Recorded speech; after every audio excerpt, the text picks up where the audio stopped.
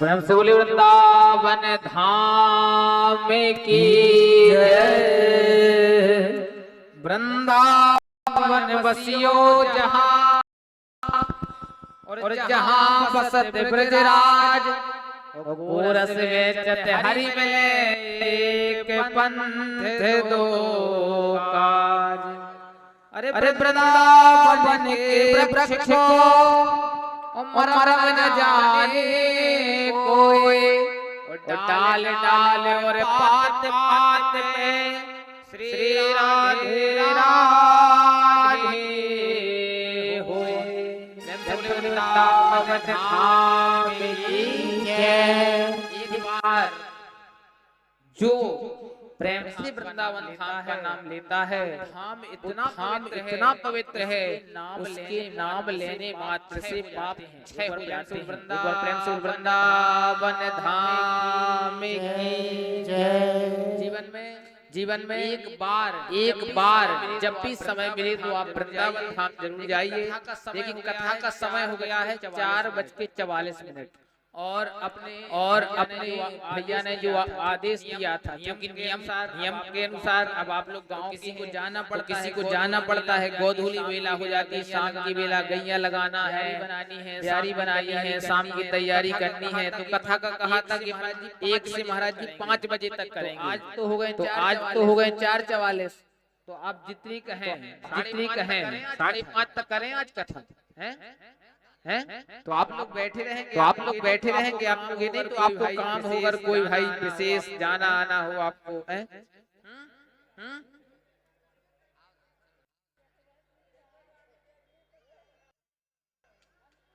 हैं? 5:30 करेंगे कहा। ठीक है अब 6 ज्यादा हो जाएगा। ठीक है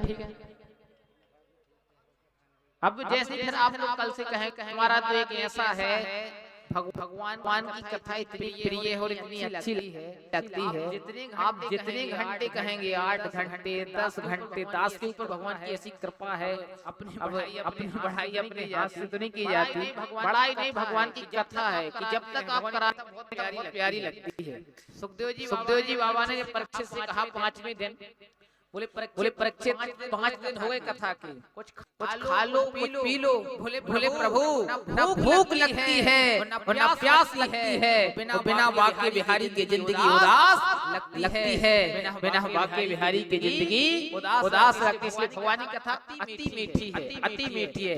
एक बार हमारे लाइव वाले भैया इतनी सुंदर लाइव चला रहे हैं, सारी टीम वाले एक बार जोरदार तालियां लाइव वाले भैया के लिए जरूर बजाइए। बहुत सुंदर आप लाइव यहाँ पर का प्रसारण कर रहे हैं। इनके चैनल के माध्यम से जो भी चैनल होगा कल हम इनसे पूछकर बताएंगे। तो आप यहाँ चैनल पर भी इस कथा को देख सकेंगे घर बैठे यूट्यूब के माध्यम से, जो इस चैनल पर चल रही होगी। और एक बार हमारे टेंट वाले भैया के लिए बजाइए। हमारे बीच में माँ टेंट पवई हमारे सम्माननीय भैयन नगाई जी का एक टेंट है, और अपने पवई का सम्मानीय परिवार है नगायत परिवार, जिन्होंने की कुलदेवी माँ कलेरी है। ऐसे हमारे नगायत परिवार का टेंट लगा हुआ है, और बहुत अच्छा यहाँ टेंट साउंड वर्ष लगता है। एक बार माँ टेंट के लिए जोरदार ताली लगाइए, बजाइए। तो इतना अच्छा के लिए सहयोग देते हैं। सबसे योग क्या है? सबसे बड़ा योग क्या है? सहयोग। सबसे बड़ा योग सहयोग। जीवन में आपने सहयोग देना सीख लिया तो आपको बढ़ने से कोई नहीं रोक सकता। एक कदम आप बढ़ाएंगे, एक कदम हम बढ़ाएंगे, तो क्या है अपन लोग सफलता जल्दी से पा जाएंगे। एक बात सुनना बड़े गौर से, कान अच्छे लगा के सुनना। ये धरा साथ दे तो कुछ बात है, धरा साथ दे तो कुछ बात है, लेकिन तू जरा भी साथ दे तो कुछ बात है। चलने को तो चल लेते हैं लोग एक पैर पर भी, लेकिन दूसरा भी साथ दे तो कुछ और बात है।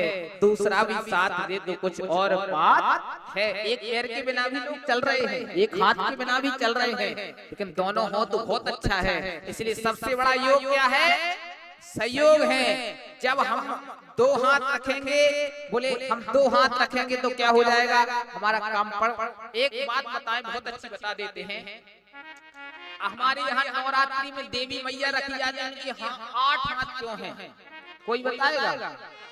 8 हाथ इसलिए हैं क्योंकि हम लोग 4 भाई हैं। कौन कौन से भाई हैं?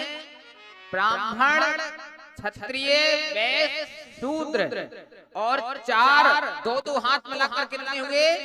8 हाथ। जब तक हम चारों भाई एक रहेंगे तो हम शेर की भी सवारी कर लेंगे। और चारों भाइयों में से एक भी भाई अगर दूर होगा तो याद रखना, बटोगे तो कटोगे, और एक रहोगे तो सेफ रहोगे। कंधों से ऊंची छाती नहीं होती, और हिंदू धर्म से बड़ी कोई जाति नहीं होती। दीपक ही नहीं बचा तो क्या करोगे वाटिका? तो क्या करोगे वाटिका? हिंदू धर्म ही नहीं बता तो क्या करोगे जाति का? जात पात करो विदाई, और हम सब हिंदू भाई। अरे हम आपस में लड़ बैठे, हम आपस में लड़ बैठे तो देश को कौन संभालेगा? कोई बाहर वाला आकर हमको बाहर निकालेगा। लाड डलहौजी नीति की फूट डालो राज करो। पहले नीति आई थी फूट डालो राज करो, आज भी फूट डाली जा रही है। सतर्क रहना।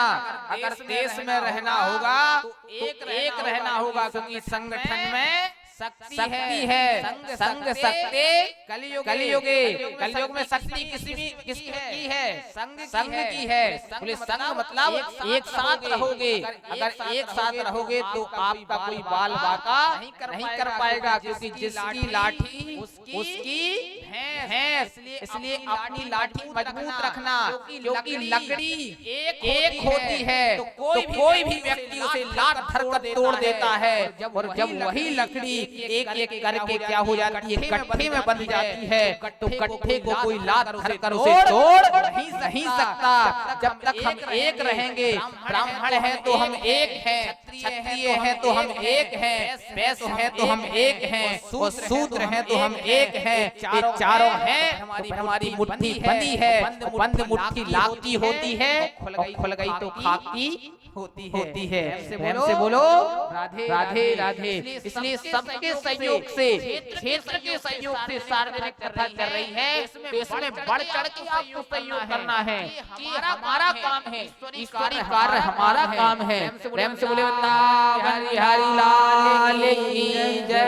एक बार हमारी प्यारी बहन जोरदार ताली बजाइए दीदी के लिए। आपके लिए खूब कल्याण, खुश रहिए। श्रीमन नारायण। आइए भगवान के आगे की कथा।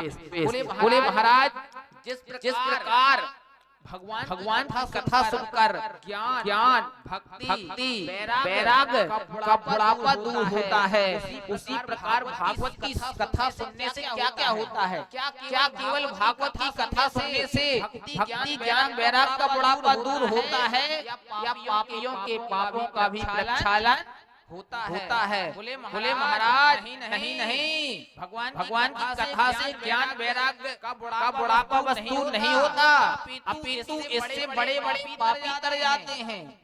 बोले महाराज कैसे पापी तर जाते हैं? बोले भगवान की कथा से अत्याचारी चढ़ जाता है। बोले भगवान की कथा से भ्रष्टाचारी तर जाता है।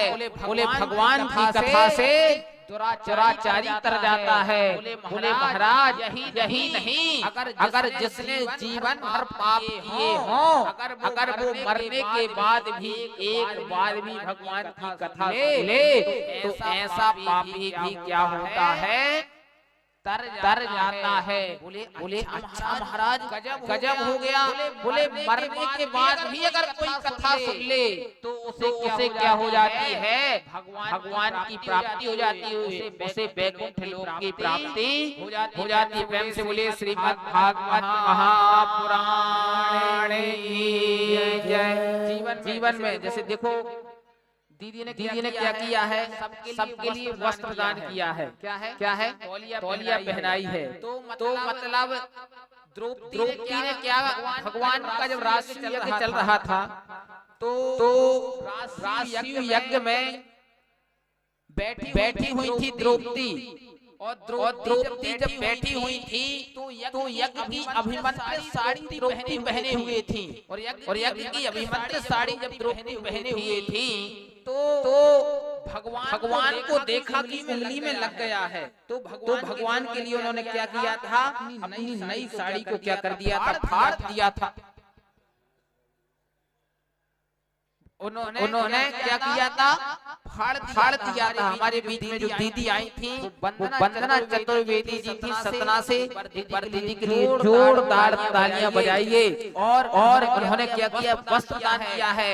तो राष्ट्रीय यज्ञ में अभिमन्त्र साड़ी को जब द्रौपदी ने फाड़ा और भगवान के हाथ में लगाया तो भगवान ने कहा ये क्या गलती कर दी द्रौपदी, अभिमन्त्र साड़ी है। बोली प्यारे घनश्याम काढ़ तू नसों को, ये तो रेशम के धागे हैं, वो धागे हैं अभागे जो बड़े नहीं आगे। और भाग उन्हीं के जागे जो उंगली से लागे हैं, और भाग उन्हीं के जागे जो उंगली से लागे हैं। उन्होंने वस्त्र दान किया था।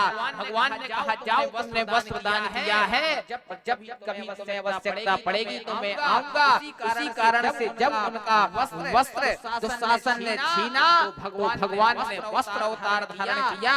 और वहाँ पर द्रौपदी की क्या है, भगवान ने लाज बचाई। कहने का तात्पर्य यही है, जब आपके पास देने का भाव आ जाता है तो भगवान भी आपको लाख हाथ से देता है। बोले लाख आंख से भगवान देता है। बोले उजली कर ले करियो वाला लाख आंख से देख रहा है, देखने वाला उसकी तेज नजर से बंदे कोई नहीं बच पाता। मालिक के दरबार में सब लोगों का खाता जो आपने दिया है वो मिलना तय है। मतलब गारंटी पेज में लिख लीजिए, अगर आप खेत में मानो एक बोरा गेहूं बोया है, अगर डाला है तो आपको 10 बोरा मिलेगा। आपने किसी को सुख दिया तो आपको 10 गुना सुख रिटर्न आएगा। किसी को वस्त्र पहनाया, जीवन में भगवान ने दिया है, ये जीवन इसलिए दिया है। बोले अगर जीवन में भगवान जब मौका दे तो किसी ब्राह्मण को अच्छा टोपा दो, किसी को क्या है स्वेटर पहनाओ, किसी को अच्छी धोती कुर्ता वस्त्र दो, अच्छा दो। एक मैया ने पपीता दान किया। पपीता भी इतना पिलपिला जब बच्चा हुआ बिल्कुल 1.5 हड्डी का होगा। मतलब कहने का तात्पर्य जैसा दोगे मिलेगा। इसलिए दिया, किसी ने कहा मिलेगा उसी को जिसने दिया है किसी को। अरे भैया जो जोड़ते हैं वो एक प्रसाद है, जो बांटते हैं वही तो प्रसाद है। जो जोड़ते हैं वो एक सपना है, जो बांटते हैं वही तो एक अपना है।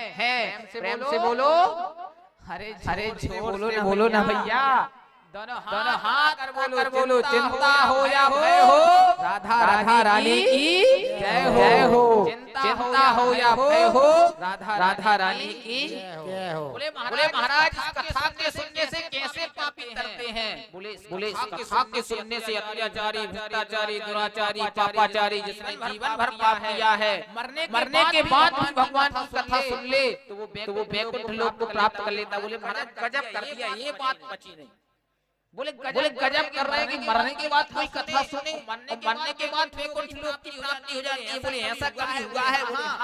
बोले सुंदर इतिहास है, हम आपको सुनाते हैं। अत्ते कीर्ति श्यामा इतिहासम पुरातनम श्रवण मात्रेण हरिश्चित्रम समाश्रित। बोले महाराज तुंगभद्रा नदी के तट पर एक आत्मदेव शर्मा नाम के ब्राह्मण रहते थे।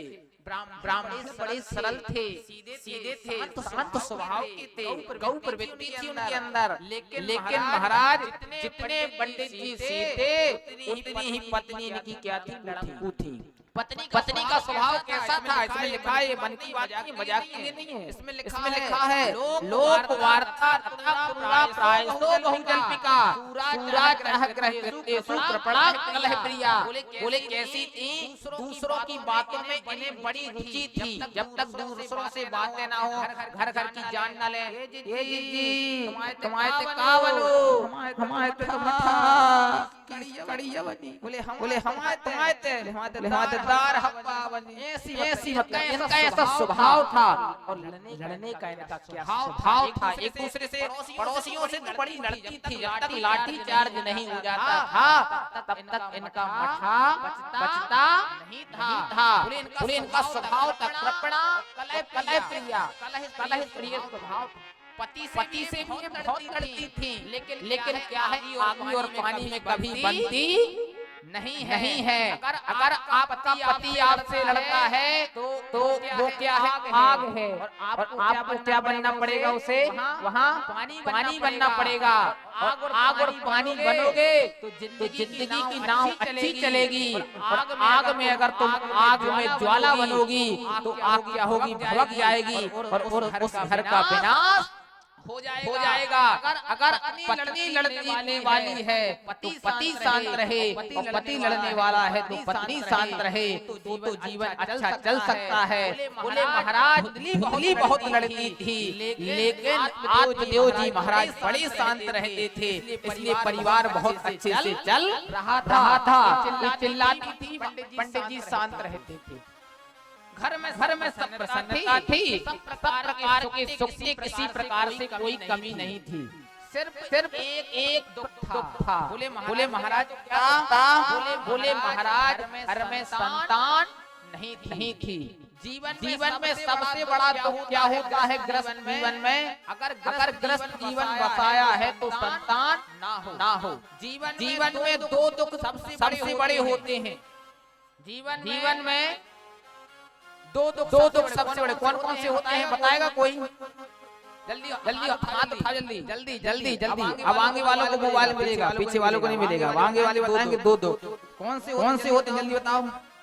अरे दो कौन से है पता है? एक तो पुरुष खाली जेब और स्त्री की सूनी गोद अगर होती है तो ये समाज क्या है उसे जीने नहीं देता।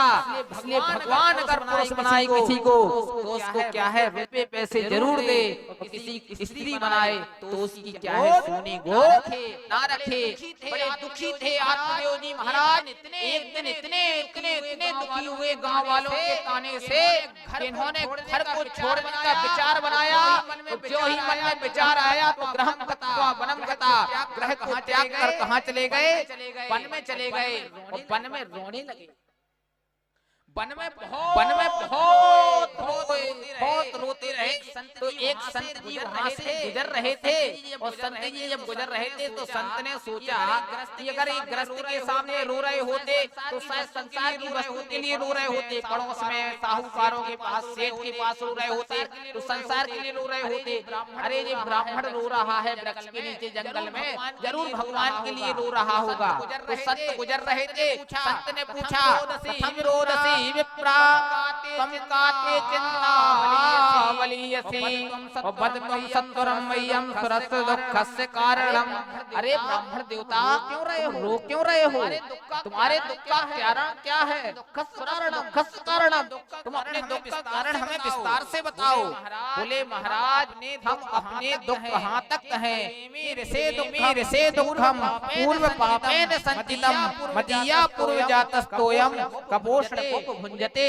बोले पूर्व के पाप इतने हैं कि 12 साल से एक गाय पाली है, लेकिन उस गाय ने आज तक किसी बछड़े को जन्म नहीं दिया है। बोले महाराज घर के आंगन में एक आम का पेड़ लगा है, 10 साल हो गए लेकिन आज तक उसमें फल नहीं आया।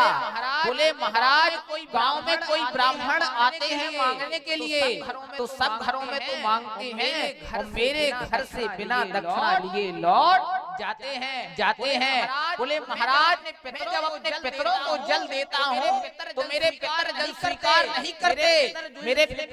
इसका पता मुझे कैसे लगता है? बोले महाराज जब मैं देखता हूँ कि मैं पितर को जल देता हूँ तो मेरे खाने में मेरे किसी भी वस्तु में क्या हो जाता है? हर चीज में बाल आ जाता है। इससे मुझे पता लगता है कि मेरे पितर मेरे द्वारा दिया हुआ जल स्वीकार नहीं करते। अरे महाराज मैंने एक ग्रस्त जीवन बसाया और ग्रस्त जीवन में मेरे पास कोई संतान नहीं है और यही ऐसी दुर्दशा रही तो मैं अपने क्या कर दूंगा, इसी जंगल में आपके सामने प्राण त्याग दूंगा।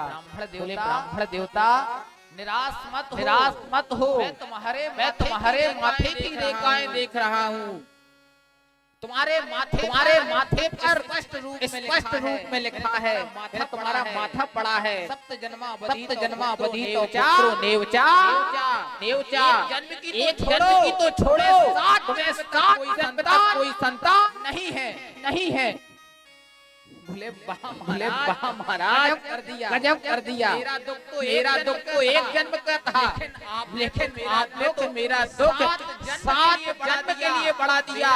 मेरा तो दुख 1 गुना नहीं अपितु 7 गुना कर दिया।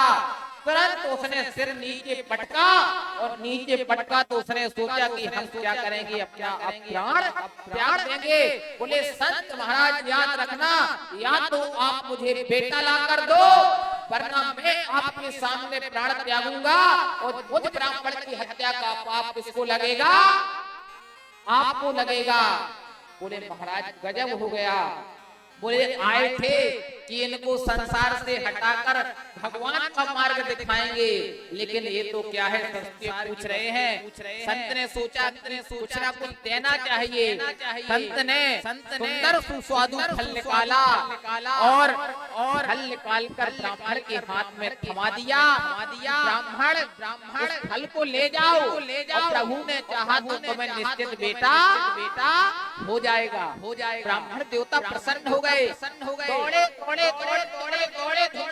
सुंदरी के पास गए। बोले अरे देवी जी सुनती हो,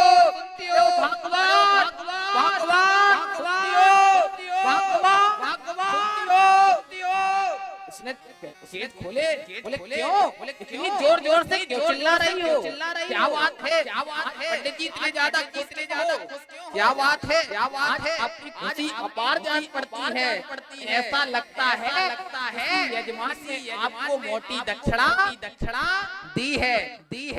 नहीं यजमान ने मोटी दक्षिणा नहीं दी है। देखो हमारे घर में कोई संतान नहीं थी, हमें क्या मिला है? एक फल मिला है। फल को जल्दी खा लो, खा लेने से क्या हो जाएगा बेटा? हो जाएगा।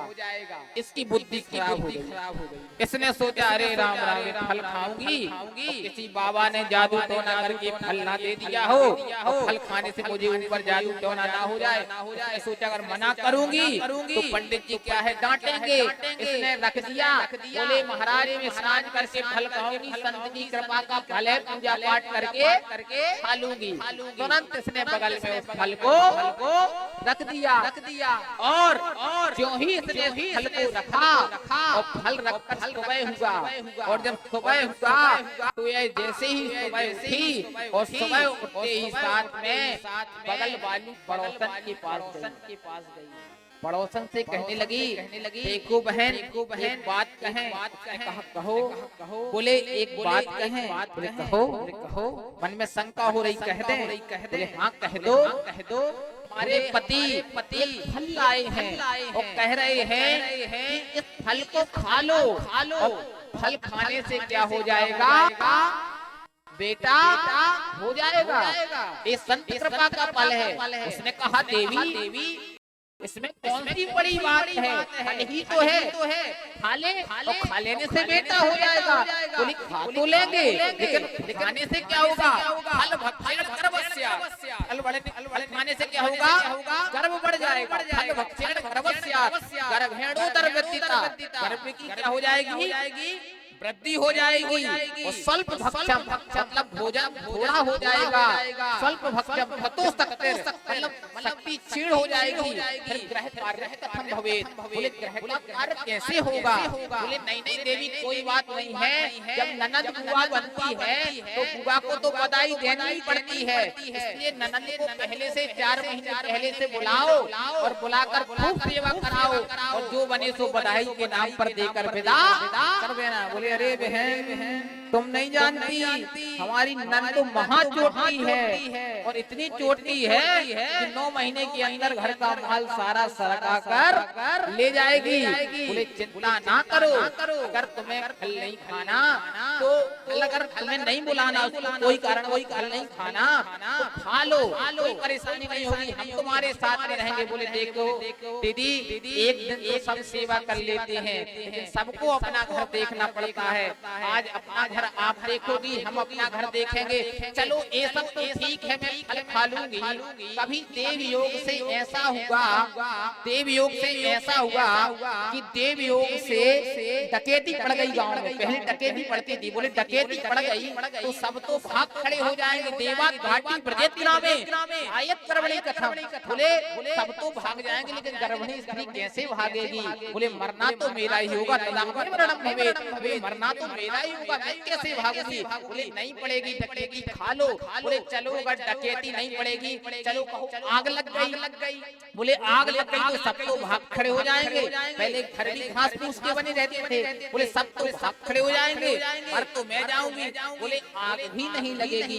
बोले चलो आग नहीं लगेगी तो एक बात बताओ, सुखदेव जी अपनी माँ के गर्भ में कितने साल रहे? बोले 12 साल रहे। बोले अगर मेरा बेटा अगर 4 साल भी रह गया तो तदा मैं मरणम भवेत, मैं तो बिना मौत की मर जाऊंगी। पड़ोसन ने कहा एक काम कर बहन, तुझे फल खाना है तो खा, और नहीं खाना है तो ना खा। अपने राम को अपने घर चलते हैं और उसे विदा कर दिया। वो अपने घर चली गई और जाने के बाद दूसरे दिन का सुबह हुआ तो देव योग से उसकी बहन आई और बहन आई तो तुरंत यह गले मिल गई। अरे बहन बहुत अच्छी आई, तुमने बहुत अच्छा आकर किया। मेरे मन में कल से एक चिंता सता रही है। बोले कौन सी चिंता सता रही है? बोले यही चिंता सता रही है कि मेरे पति ना जाने कहीं जंगल से एक फल लाए हैं और कह रहे फल संत कृपा का फल है, इस फल को खा ले, खा लेने से क्या हो जाएगा बेटा? हो जाएगा।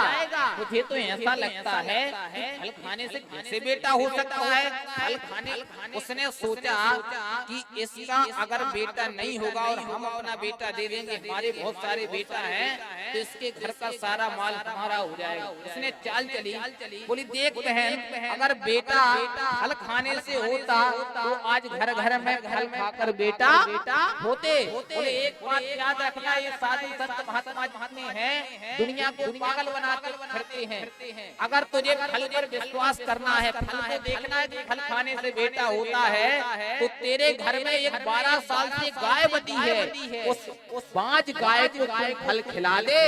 और रही बात बेटे की तो अपने पति को विश्वास दिलाते रहना और 9वें महीने में मैं तुझे अपना बेटा दे दूंगी। बोले देखो बहन गलती मत करना, अगर बेटा नहीं दोगी तो हमारे पति तो मुझे मार डालेंगे। बोले देख बहन चिंता मत करना, मेरे पति क्या है, बच्चे तो मेरे बहुत हैं लेकिन मेरे पति धन के थोड़े लालची हैं, इसलिए तू एक काम करना 9वें महीने में मुझे मोटी रकम थमा देना और जो ही तू मुझे मोटी रकम देगी मैं तुझे अपना बेटा दे दूंगी और मेरे पति को मैं अपनी रकम दे दूंगी। तेरा काम भी बन जाएगा और मेरा काम भी बन जाएगा। उसने कहा बहन हो तो तेरे जैसी। उसने तुरंत गले मिला और गले मिलकर चली गई। बोले कहने लगी बेटा जरूर दे देना। बोले हाँ। अब यह पति को विश्वास दिलाती रही, महाराज फल में तो इतना लाभ हुआ है, ऐसा लगता है कि मेरा गर्व हो गया है। पति देव बड़े सरल थे, सीधे थे और समय बीता और 9वें महीना हुआ। 9वें महीने में इसकी बहन ने लाकर इसको बेटा दिया, इसने रकम दी और पति देव से कह दिया कि महाराज आपके घर में लाला का जन्म हुआ है, लाला जन्म की बधाई हो, बधाई हो। पंडित खुश हो गए क्योंकि इतने साल बाद शादी के पुत्र हुआ था खुशी में भूल गए मेरा बेटा है कि दूसरे का है, पता ही नहीं लगा। खुशी मनाने लगे और 3 महीना बीता और 3वें महीने के बाद में गौ ने एक बच्चे को जन्म दिया।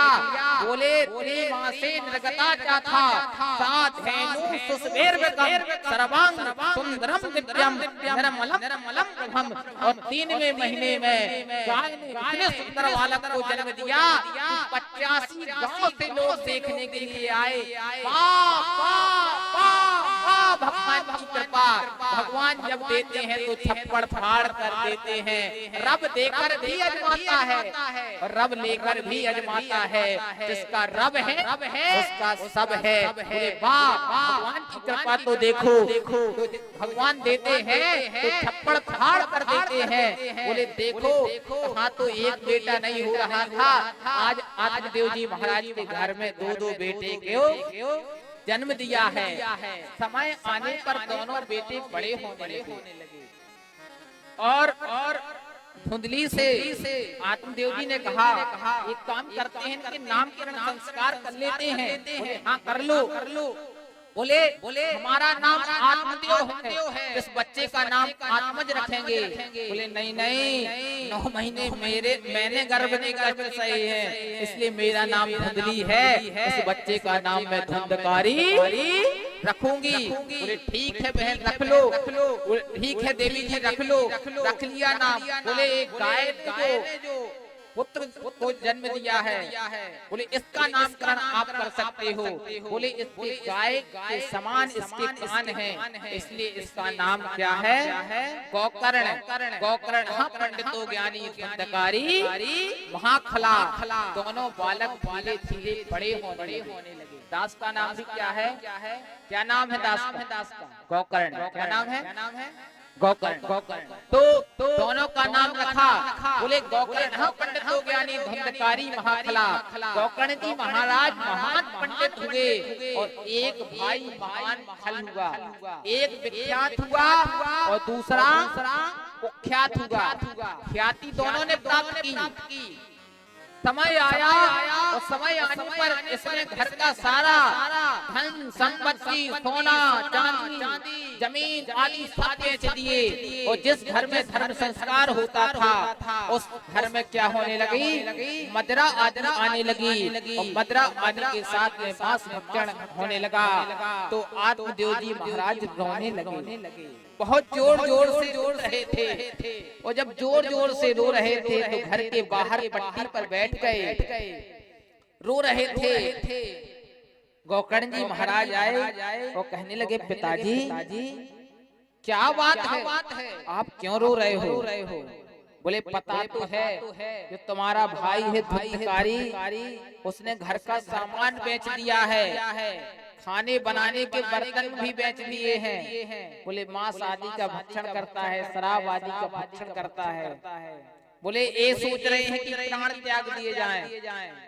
बोले पिताजी आप चिंता मत करो, भागवत के दशम का पाठ करो और खुद को भगवान से जोड़ो और प्राण त्याग दो। पिताजी ये संसार क्या है, एक पंचायती धर्मशाला है।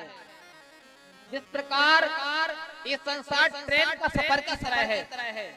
पिताजी एक व्यक्ति ट्रेन में सफर करता है और जब ट्रेन में चलता है तो क्या होता है, जैसे ही रिजर्वेशन कराया और अपनी टिकट क्या हो गई, कंफर्म हो गई। और जब टिकट कंफर्म हो गई तो आसपास के लोगों से क्या होने लगी, राम राम होने लगी। सामने वाले से प्रेम हो गया, ऊपर वाले से प्रेम हो गया, सब प्रेम हो गया।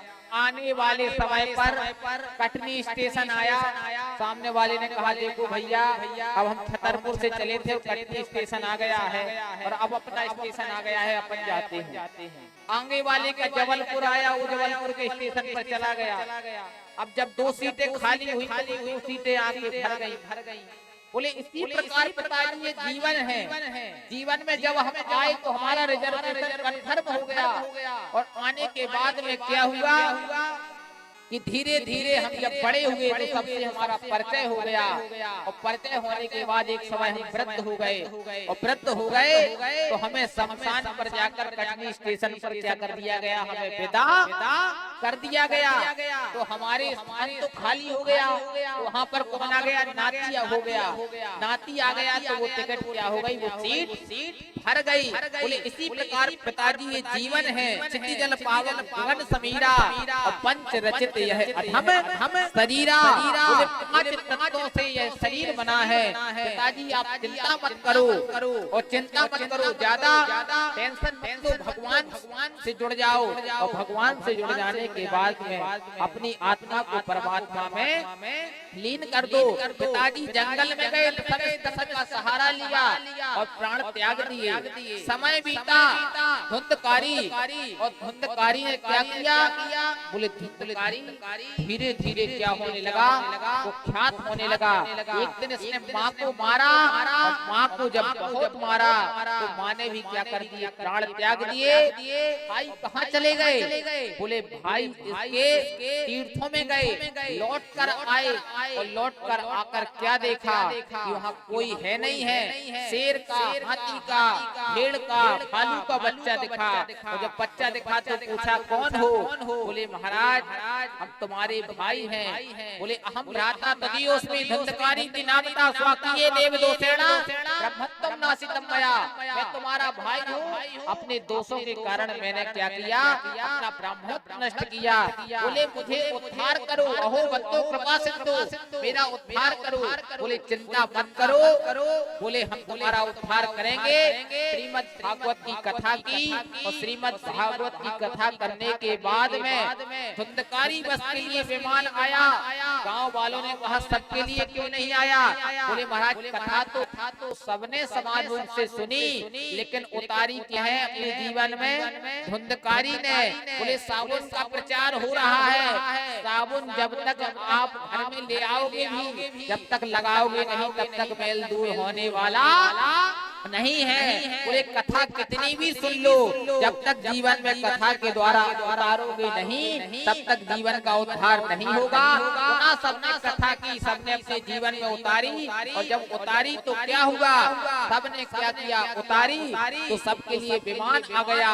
अयोध्या वासिनम पूर्वम यथा रामेण संगता तथा कृष्णेन तेनी तम गोलोकम योगी दुर्लभम। बोले जिस प्रकार अयोध्या वासियों के लिए विमान आया था उसी प्रकार सारे गांव वालों के लिए विमान आया और सब गांव वाले गोलोक पहुंच गए। बोलिए गौकर्ण जी महाराज की जय। 10 मिनट की और कथा है, केवल 10 मिनट कथा करेंगे और 10 मिनट में अपन लोग कथा को विश्राम करके आरती डायरेक्ट आरती करेंगे पहले नंबर पर। बोले वृंदावन बिहारी लाल की जय। बोले महाराज एक बात बताओ, प्राय लोगों का एक विषय होता है कथा कराने में कितना खर्च आएगा? कथा कराने में कितना खर्च आएगा? तो कथा कराने का खर्च नहीं होता, कोई कथा का खर्च का निश्चित ही नहीं है। बोले क्यों निश्चित नहीं है? बोले कोई पूछे कन्या के विवाह में कितना खर्च आएगा तो कोई बाप अपने सामर्थ्य के अनुसार 50,000 खर्च करता है, कोई पिता अपने सामर्थ्य के अनुसार 1 लाख खर्च करता है, कोई पिता अपने सामर्थ्य के अनुसार 5 लाख, कोई 50 लाख खर्च करता है। बोले विवाहे या सप्रथम तादृशम परिकल्पित। बोले जिस प्रकार बेटी के विवाह में व्यवस्था की जाती है उसी प्रकार कन्या के विवाह में व्यवस्था की जाती है, उसी प्रकार भागवत की कथा में भी व्यवस्था की जाती है। बोले महाराज एक बात और बताओ, भागवत के मंच पर कैसे वक्ता को व्यासपीठ पर विराजमान करें? वक्ता के तो लक्षण बता दो। बोले सुनो, विरक्तो वैष्णवो विप्रो वेद शास्त्र विशुद्धि कृत दृष्टान्तः कुशलाधीरो वक्ता कार्यो अनीति स्मृता। बोले वक्ता पहले नंबर पर क्या होना चाहिए? विरक्त होना चाहिए। वक्ता विरक्त मतलब जिसकी इंद्रियों आदि में ज्यादा मतलब रुचि ना हो, विरक्तो वैष्णवो। दूसरे नंबर पर वैष्णव होना चाहिए, गुरु परंपरा से तिलक धारण करने वाला, सिक्का धारण करने वाला होना चाहिए।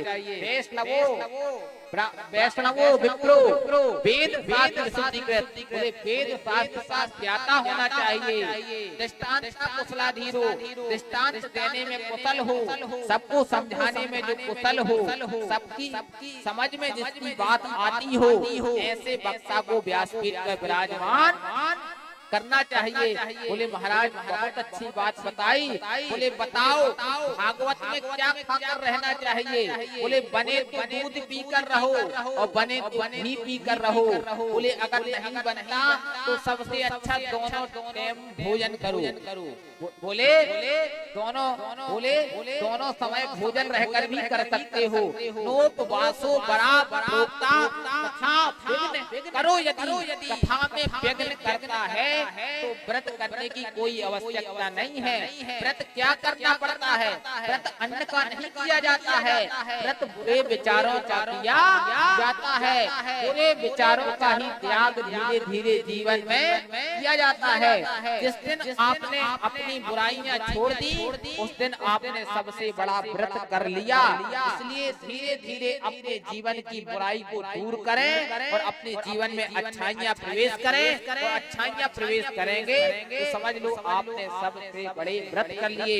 बोले महाराज भजन करके भी कथा सुन सकते हैं और कर सकते हैं। बोले कुल मिलाकर भगवान की कथा में मन लगना चाहिए। बोले इस प्रकार से कहा तो बोले आइए 2 मिनट भगवान का कीर्तन, तत्पश्चात कथा में प्रवेश। आइए 2 मिनट भगवान का कीर्तन, एक भजन कीर्तन कर लें और फिर तुरंत भगवान की आरती।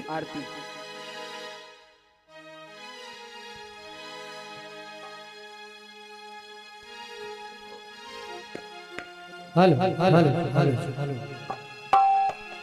हर कितना कमालो आया एक काम में नया कितना कमालो आया नया समय को पता चलो जाते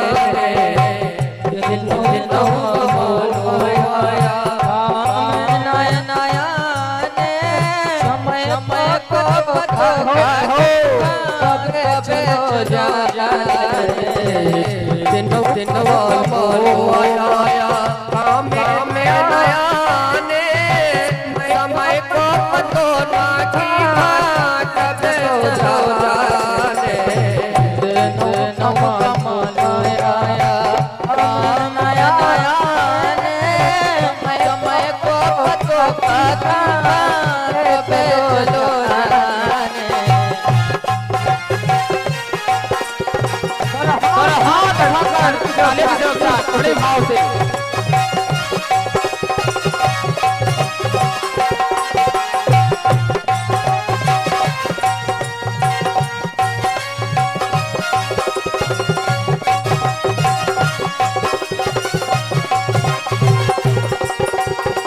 जाने काटे आया गिरानी जान तो काटे आया जाने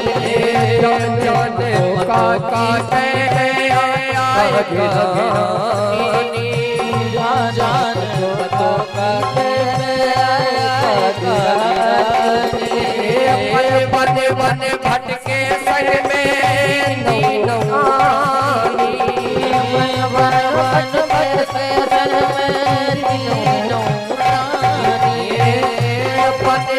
भटके संग में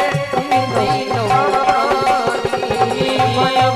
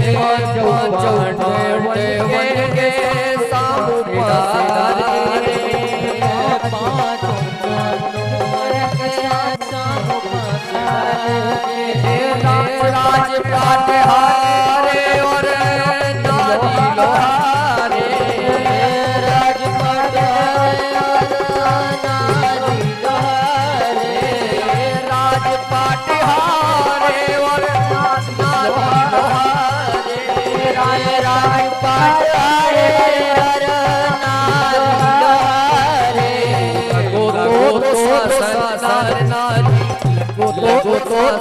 सार नारी धीरे चुराने मैं को पटोरी टीका कबे चलो जाने जाया कायनारे मैं को पटोरी टीका कबे चलो जाने माया कबे नया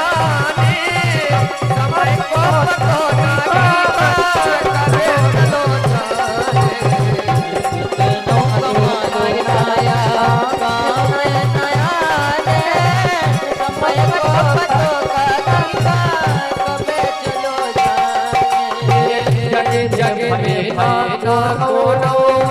राजा से जग जग में राजा से जग में राजा से जग जग में राजा से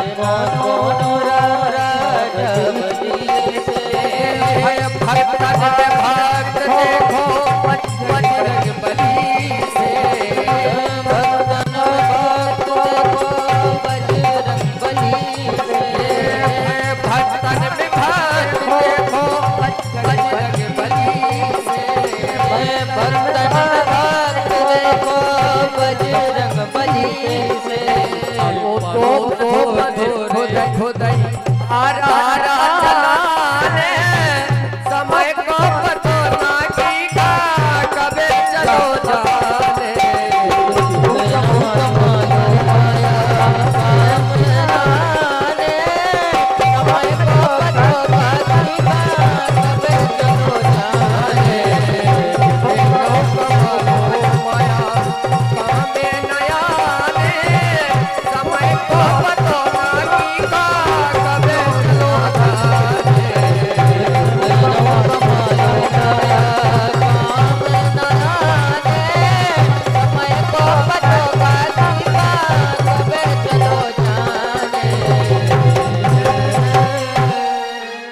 श्रीमद् भागवत पुराण की जय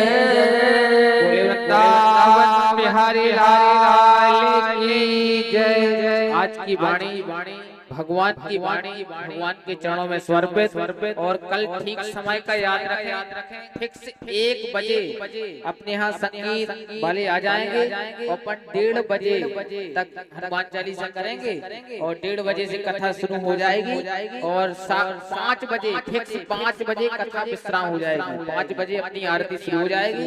कल से समय नियम रहेगा, पूरा नियम से चलेंगे हम लोग साथ में। आज कथा का प्रथम दिवस, कल कलश यात्रा थी और कल द्वितीय दिवस है, तो बड़ा याद रखना है और साथ में बड़े प्रेम से कथा सुनने के लिए आना है और बड़े भाव से आइए, दोनों हाथ उठाकर तालियों के साथ में भगवान की आरती करेंगे।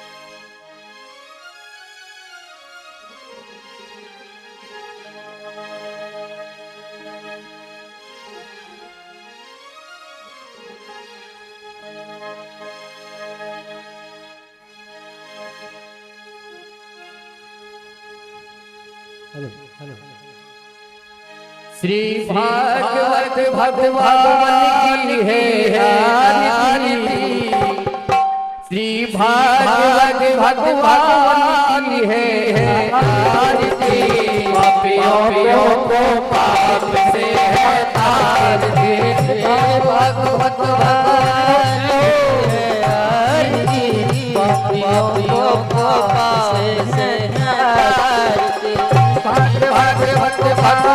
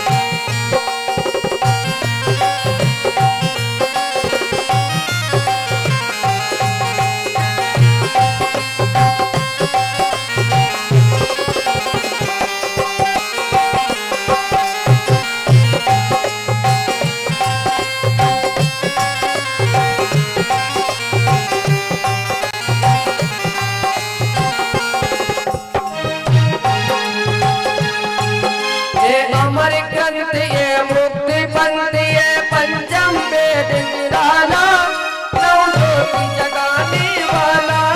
ये अमर ग्रंथ ये मुक्ति पंथ ये पंचम वेद निराला नव ज्योति जगाने वाला। हरि नाम यही हरि नाम यही हरि नाम यही हरि नाम यही हरि नाम यही हरि नाम यही हरि नाम यही हरि नाम यही जग के मंगल की आरती पापियों को पाप से तारती। हे भागवत भगवान की है आरती पापियों को पाप से है तारती।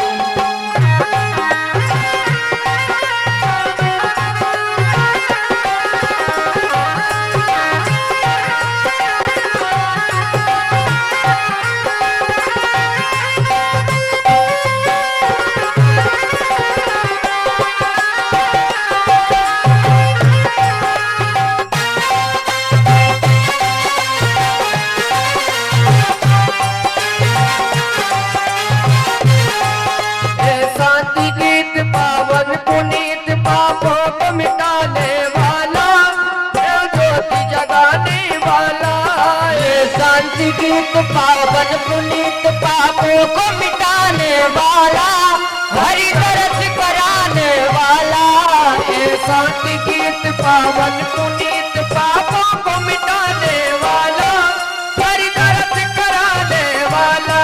ये शांति गीत पावन पुनीत पापों को मिटाने वाला हरि तरस कराने वाला। ये सुख करनी ये दुख हरनी ये सुख करनी ये दुख हरनी ये सुख करनी ये दुख हरनी ये सुख करनी ये दुख हरनी। श्री मधुसूदन की आरती पापियों को पाप से तारती। ये भागवत भगवान की है आरती पापियों को पाप से है तारती।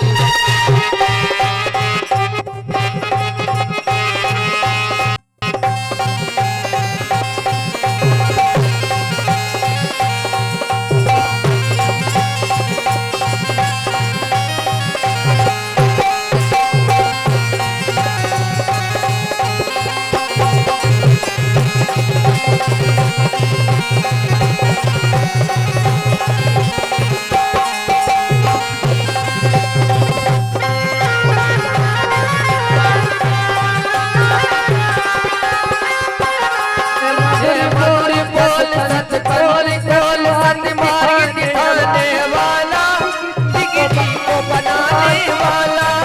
ये मधुर बोल सतपंथ बोल सन्मार्ग दिखाने वाला बिगड़ी को बनाने वाला। ये मधुर बोल सत बोल बोल सत मार्ग दिखाने वाला बिगड़ी को बनाने वाला। ये मधुर बोल सतपंथ बोल सन्मार्ग दिखाने वाला बिगड़ी को बनाने वाला। श्री राम यही घनश्याम यही श्री राम यही घनश्याम यही श्री राम यही घनश्याम यही श्री राम यही घनश्याम यही प्रभु की मेहमान पापियों को पाप से तारे। भागवत भगवान की है आरती पापों को पाप से तारे। घोर घोर प्रताप संसार सारम होते बिहार सदा वसुंधरा हृदयार विंदे भगवान भवान सहितं नमामि। गुरो ब्रह्मा गुरो विष्णु गुरो देवो महेश्वरा। गुरुर्साक्षात्